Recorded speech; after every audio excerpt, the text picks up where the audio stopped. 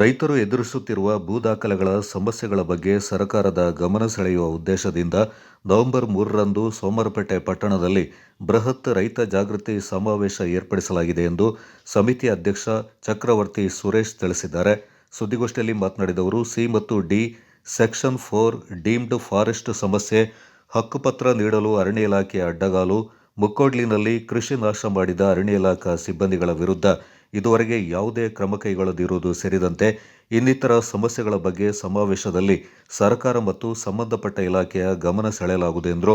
November 3ರಂದು ಬೆಳಗ್ಗೆ 10 ಗಂಟೆಗೆ ಸೋಮವಾರಪೇಟೆ ಪಟ್ಟಣದ ವಿವೇಕಾನಂದ ವೃತ್ತದಿಂದ ಮೆರವಣಿಗೆ ತೆರಳಿ 11 ಗಂಟೆಗೆ ಜೆಸಿ ವೇದಿಕೆಯಲ್ಲಿ ಬಹಿರಂಗ ಜಾಗೃತಿ ಸಮಾವೇಶ ನಡೆಸಲಾಗುತ್ತೆ. ಸಮಾವೇಶಕ್ಕೆ ರಾಜ್ಯ ರೈತ ಸಂಘದ ಸಂಘಟನಾ ಕಾರ್ಯದರ್ಶಿಗಳಾದ ಚುಕ್ಕಿ ನಂಜುಂಡಸ್ವಾಮಿ, ಹೊನ್ನೂರು ಪ್ರಕಾಶ್, ಮಂಜು ಕಿರಣ್, ಮನು ಸೋಮಯ್ಯ, ಅರಕಲಗೂಡು ಯೋಗಣ್ಣ ಸೇರಿದಂತೆ ಮತ್ತಿತರರು ಭಾಗವಹಿಸಲಿದ್ದಾರೆಂದರು. ನಮ್ಮಲ್ಲಿ ಬಯಲಾಗಿದೆ CID ಸೆಕ್ಷನ್ 4 ಅಂತ ಹೇಳಿ ನಾವು ಸರ್ಕಾರಗಳನ್ನ ಒತ್ತಡನ ಹಾಕ್ತಲೇ ಇದ್ದೀವಿ. ಕೊಡಗು ಜಿಲ್ಲೆಯಲ್ಲಿ ಏನು 1978ನೇ ಇಸ್ವಿಯಿಂದ ಅವೈಜ್ಞಾನಿಕವಾಗಿ ಅವತ್ತಿದ್ದಂಥ ಅಧಿಕಾರಿಗಳು 94ನೇ ಇಸ್ವಿವರೆಗೂ ಹಾಗೂ 1994ರ ಈ ಕಡೆಗೆ ಏನು ಆದೇಶ ಮಾಡಬೇಕಾದ್ರೆ ಸರ್ಕಾರದ ಆದೇಶನ ಮಾಡಬೇಕಾದ್ರೆ ಅವೈಜ್ಞಾನಿಕವಾಗಿ ಅವತ್ತು ನೀಡಿದಂಥ ತಪ್ಪು ಮಾಹಿತಿಯ ಇವತ್ತು ನಾವು ಬೀದಿಗೆ ಬರುವಂಥದ್ದಾಗಿದೆ. ಹಾಗಾಗಿ ಇಷ್ಟು ದಿವಸ ಹೋರಾಟಗಳನ್ನ ನೀವು ನೋಡಿದ್ರಿ, ಎಲ್ಲರ ವಿಶ್ವಾಸ ತಗೊಂಡು ಹೋರಾಟ ಮಾಡಿ ಏನೂ ಪ್ರಯೋಜನ ಆಗಲಿಲ್ಲ. ನಾವೀಗ ನಮ್ಮ ರಾಜ್ಯದಲ್ಲಿ ಆಳ್ತಾ ಇರುವಂಥ ಮುಖ್ಯಮಂತ್ರಿಗಳನ್ನು ಸಹ ಹೋಗಿ ಭೇಟಿ ಮಾಡಿ ನಮ್ಮ ಕುಂದುಕೊರತೆಗಳನ್ನ ಹೇಳಿದ್ವಿ. ಹಾಗೂ ನಮ್ಮ ಆಳ್ತಾ ಇರುವಂಥ ಅರಣ್ಯಾಧಿಕಾರಿಗಳು, ನಮ್ಮ ಅರಣ್ಯ ಸಚಿವರು ಈ ಸಹ ನಾವು ಈಗಾಗಲೇ ಅವ್ರನ್ನ ಹೋಗಿ ಅವರಿಗೆ ಮನವರಿಕೆ ಮಾಡಿದರೂ ಸಹ ಏನು ಪ್ರಯೋಜನ ಆಗಲಿಲ್ಲ. ನಮ್ಮ ಎಂ ಪಿ ಅವರು ಸಹ ನಾವು ಮೀಟ್ ಮಾಡಿ ಅವರಿಗೂ ಸಹ ಮನವರಿಕೆ ಮಾಡಿದ್ವಿ. ಅವರು ಸಹ ನಮಗೇನು ಬರಲಿಲ್ಲ, ಏನು ನಮಗೆ ಉತ್ತರ ಕೊಟ್ಟಿಲ್ಲ. ಹಾಗಾಗಿ ನಾವೀಗ ಈ ಒಂದು ತಿಂಗಳ ಹಿಂದೆ ಉಸ್ತುವಾರಿ ಸಚಿವರನ್ನ ಹೋಗಿ ನಾನೇ ಖುದ್ದಾಗಿ ಮೀಟ್ ಮಾಡಿ ನಮ್ಮ ಕೊಡಗು ಜಿಲ್ಲೆಯಲ್ಲಿ ಅವೈಜ್ಞಾನಿಕವಾಗಿ ಹಿಂದೆ ಇದ್ದಂಥ ಅಧಿಕಾರಿಗಳು ತಪ್ಪು ಮಾಹಿತಿಯನ್ನು ಸರ್ಕಾರ ತಪ್ಪಿಸಿ ಇವತ್ತು ನಮ್ಮ ಆಸ್ತಿ ಹೋಗ್ತಾ ಇದೆ ಅಂತ ಹೇಳಿ ಅವರಿಗೂ ಸಹ ಮನವರಿಕೆ. ಸೋಮವಾರ ಒಂದು ರೈತ ಸಭೆಯನ್ನು ಮಾಡಬೇಕು ಅಂತ ಹೇಳಿ ರಾಜ್ಯ ಮುಖಂಡರ ಮುಖಂಡರಲ್ಲಿ ಒಂದು ಚುಕ್ಕಿ ನಂಜುಂಡಸ್ವಾಮಿ ಅವರು ಸಹ ಇಲ್ಲಿಗೆ ಸೋಮವಾರ ಸಹ ಆಗಮಿಸ್ತಾರೆ. ಹಾಗೂ ಮಂಜು ಏನು ಕಾರ್ಯಕಾರಿ ಮಂಡಳಿಯ ಸದಸ್ಯರು ರಾಜ್ಯ ಮಟ್ಟದ ಅವರು ಸಹ ಇಲ್ಲಿಗೆ ಸೋಮವಾರಪೇಟೆಗೆ 3ನೇ ತಾರೀಕು ಆಗಮಿಸ್ತಿದ್ದಾರೆ. ಹಾಗೂ ಹೊನ್ನೂರು ಪ್ರಕಾಶ್ ರಾಜ್ಯದ ಕಾರ್ಯಕಾರಿ ಮಂಡಳಿಯ ಸದಸ್ಯರುಗಳು ಅವರು ಸಹ ನಾವೇಗೂ ಇಲ್ಲಿಗೆ ಬಂದು ಆಗಮಿಸ್ತಾ ಇದ್ದಾರೆ. ಹಾಗಾಗಿ ನಾವು ಸೋಮವಾರ ಒಂದು ಬೃಹತ್ ಒಂದು ರೈತ ಮುಖಂಡರಿಗೆ ರೈತರಿಗೆ ಜಾಗೃತಿ ಮೂಡಿಸಲಿಕ್ಕಾಗಿ ಕೊಡಗು ಜಿಲ್ಲೆ ಏನಾಗಿದೆ ಅಂತೇಳಿ ಬೃಹತ್ ಸಮಾವೇಶವನ್ನು ಮಾಡ್ತಾ ಇದ್ವಿ.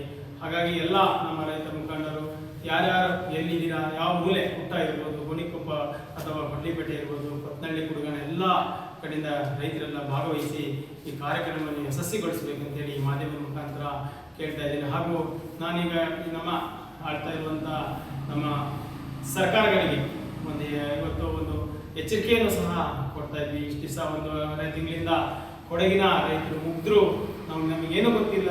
ನಾವೀಗ ನಮ್ಮ ಕೊಡಗಿನಲ್ಲಿ ಇವತ್ತು ನಿಮಗೆ ಗೊತ್ತಿರ್ಬೋದು, ಕೊಡಗು ಜಿಲ್ಲೆ ರಾಜ್ಯದಲ್ಲಿ ಮೊದಲನೇ ಸ್ಥಾನದಲ್ಲಿದೆ. ಯಾವುದು ಅಂತ ಹೇಳಿದರೆ ಮಳೆ ನೀರೆಲ್ಲ ಕೊಚ್ಚೋಗಿದೆ, ನಿಮಗೆಲ್ಲ ಗೊತ್ತಿದೆ.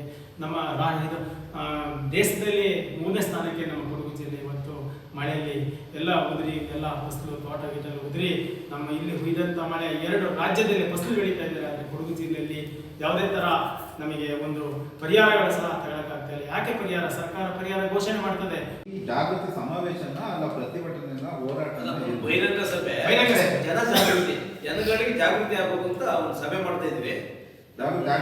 ಮಾಡೋ ಉದ್ದೇಶ ಏನಂದ್ರೆ, ಈಗ ಹಲವಾರು ವರ್ಷಗಳಿಂದ ನಮ್ಮ ಸಮಸ್ಯೆನ ಯಾರು ಬಗೆಹರಿಸ್ತಿಲ್ಲ. ಅದನ್ನು ನೆನಪು ಮಾಡೋಕ್ಕೆ ರಿಪೀಟ್ ಅವ್ರ ಸರ್ಕಾರ ಗಮನಕ್ಕೆ ಬರಲಿ, ಅಧಿಕಾರಿಗಳ ಗಮನಕ್ಕೆ ಬರಲಿ ಅಂತ ರಿಪೀಟ್ ಮಾಡ್ತಾ ಇರೋದು. ಸಮಾವೇಶ ಯಾಕೆ ಮಾಡ್ತಾ ಇದ್ವಿ ಅಂದ್ರೆ, ಈ 1000 ಜನ ಸೇರಿಸಿದಾಗ ಜನಗಳಿಗೆ ಗೊತ್ತಾಗೋ ಅರಿವು ಹೋಗ್ಬೇಕು, ಯಾಕೆ ಯಾರಿಂದ ಮೋಸ ಆಗ್ತಿದೆ ಅಂತ. ಯಾವ ರಾಜ್ಯಗಳು ನಮಗೆ ಯಾರಿಗೂ ನಮ್ಮ ಬರ ಇಲ್ಲ, ನಮ್ಗೆ ಮೋಸನ ಮಾಡ್ತಾ ಇರೋದು. ಆಮೇಲೆ ಈಗ ನಮ್ಮ ಇವರು ಹೇಳಿದಾಗೆ ಹಿಂದೆ ಸಮಸ್ಯೆ ಬಗೆಹರಿಸ್ಬೇಕು. ಯಾರೊಬ್ಬ ತಹಸೀಲ್ದಾರು ಯಾವನೋ ಬಂದು ಒಂದು ಊರಲ್ಲಿ ಒಂದು ಮನೇಲಿ ಕೂತ್ಕೊಬಿಡೋಣ, ಅವ್ರ ಮನೇಲಿ ಅವ್ನಿಗೆ ಅವತ್ತು ಗಮ್ಮತ್ ಹಬ್ಬ ಪಾರ್ಟಿ, ಅವನೇ ಮಾಡ್ದ, ಅವ್ರಿಗೆ ಎಷ್ಟೆಷ್ಟು ಬೇಕು ಅಷ್ಟು ಎಕರೆ ಬರ್ದ ಹೋಯ್ತಾ ಇದ್ದ. ಇಡೀ ಊರಿಗೆ ಹಂಚಿపోಯಿತ್ತು. ಒಂದು 5 ಎಕರೆ ಪಾಕದವ್ರಿಗೆ ಬಟ್ಟೆ ಕೊಡೋಂಥ ವ್ಯವಸ್ಥೆ ಇತ್ತು, ಮಾಡಲಿಲ್ಲ. ಅವತ್ತು ಊರ್ ಮುಖಂಡರುಗಳು ಮಾಡಲಿಲ್ಲ, ಈ ರಾಜಕೀಯದವರು ಮಾಡಲಿಲ್ಲ, ನಮ್ಮ ಆಳಂದವರು ಅಧಿಕಾರಿಗಳು ಮಾಡಲಿಲ್ಲ, ಎಲ್ಲ ನಮ್ಮ ಹಂಗೆ ಗೂಬೆ ಕುಸಡೆ ಬರ್ತಾರೆ ಬಿಟ್ರೆ ನಮ್ಗೆ ಕಿವಿ ಹೂವಿ ಮೂಡಿಸ್ತಾರೆ ಅಷ್ಟೇ. ಮಾಡಕ್ಕೆ ಅವಕಾಶ ಉಂಟು. ಈಗ ಏನ್ ಹೇಳ್ತಾರೆ, ಸುಪ್ರೀಂ ಕೋರ್ಟ್ ಅದೈತೆ ಆಗ್ತದ, ಯಾಕೆ ಆಗೋದಿಲ್ಲ? ಎಲ್ಲದಕ್ಕೂ ಒಂದು ಯಾವುದೇ ಒಂದು ಇದಕ್ಕೆ ಒಂದು ಕಂಟ್ರೋಲ್ ಮಾಡಕ್ಕೆ ಒಂದು ಇದೇ ಇರ್ತದೆ, ಮಾಡ್ಬೋದು. ಪರಿಹಾರಕ್ಕೆ ಒಂದು ಪರಿಹಾರ ಇರುತ್ತೆ, ಸಜೆಷನ್, ಯಾವ ಇದಕ್ಕೂ ಸಜೆಷನ್ ಇರುತ್ತೆ. ಬಟ್ ಇವ್ರು ಏನ್ ಹೇಳಿದ್ರು ಒಂದೇ ಕಾರಣ ಹೇಳೋದು, ಅದು ಸುಪ್ರೀಂ ಕೋರ್ಟ್ ಅದೈತೆ ಸುಮ್ಮನೆ ಸುಳ್ಳು ಹೇಳೋದು. ಈಗ ಸುಪ್ರೀಂ ಕೋರ್ಟ್ ಹೇಳಿದೆ SITಗೆ ನೀವು ಅದೇನು ಕರೆಕ್ಟಾಗಿ ಎಲ್ಲ ವರದಿ ಕೊಡಿಂದ, ವರದಿನೂ ಸರಿ ಕೊಡ್ತಾ ಇಲ್ಲ, ಬರೀ ಇವ್ರು ಕಳ್ಳಾಟ ಆಡ್ತಾರೆ. ರವೀಂದ್ರದವರು ಅಂತಾರೆ ಹೇಳೋದು, ಅರಣ್ಯ ಇಲಾಖೆ ಅಂತ ಹೇಳೋದು, ಜಂಟಿ ಸರ್ವೆ ಮಾಡ್ತಿದ್ದಾರೆ, ಅವ್ರ ಕಂದೆ ಇದ್ದಾರೆ ಬರಲ್ಲ, ಬೇರೆ ಬರೀ ಅರಣ್ಯ ಇಲಾಖೆ ಸರ್ವೆ ಮಾಡೋದು. ಆಮೇಲೆ ಅವ್ರು ಏನ್ ಹೇಳಿದ್ರು, ನಮ್ಗೆ ಆಶ್ವಾಸನೆ ಕೊಡೋಕೆ ಬಂದಾದಾಗ ಇಲ್ಲಿ ವಿವೇಕ ಸರ್ಕಲ್ ನಾವು ಜಂಟಿ ಸರ್ವೆ ಮಾಡ್ತೀವಿ, ಪ್ರತಿ ಗ್ರಾಮದಲ್ಲಿ ಹೇಳಿದ್ರೆ ನಿಮಗೆ ಕರ್ಕೊಂಡೇ ಮಾಡ್ತೀವಿ ಅಂತ ಅವ್ರ ಮಾತು, ಯಾರೋ DC ಬಂದು ಮಾತು ಕೊಟ್ಟಿರ್ತದೆ, ನಾವ್ ಹೇಳಿರ್ತದ. ಆದ್ರೆ ಆ ಮಾತು ತಪ್ಪದವ್ರು ಅವರು. ಎಲ್ಲವೇ ಆ ರೈತರಿಗೂ ನೋಟಿಸ್ ಕೊಡ್ತಾ ಇಲ್ಲ, ಯಾರನ್ನು ಕರೀತಿಲ್ಲ, ಗೊತ್ತಿಲ್ಲಂಗೆ 2 ಜನ ಅರಣ್ಯ ಅಧಿಕಾರಿಗಳು ಬರ್ತಾರೆ. ಗೋಷ್ಠಿಯಲ್ಲಿ ರೈತ ಸಂಘದ ಜಿಲ್ಲಾ ಉಪಾಧ್ಯಕ್ಷ GM ಹೂವಯ್ಯ, ತಾಲೂಕು ಅಧ್ಯಕ್ಷ KM ದಿನೇಶ್, ಹೋರಾಟ ಸಮಿತಿಯ ಪ್ರಮುಖರಾದ BP ಮೊಗಪ್ಪ, ನಾಗರಾಜು ಪಾಲ್ಗೊಂಡಿದ್ದರು.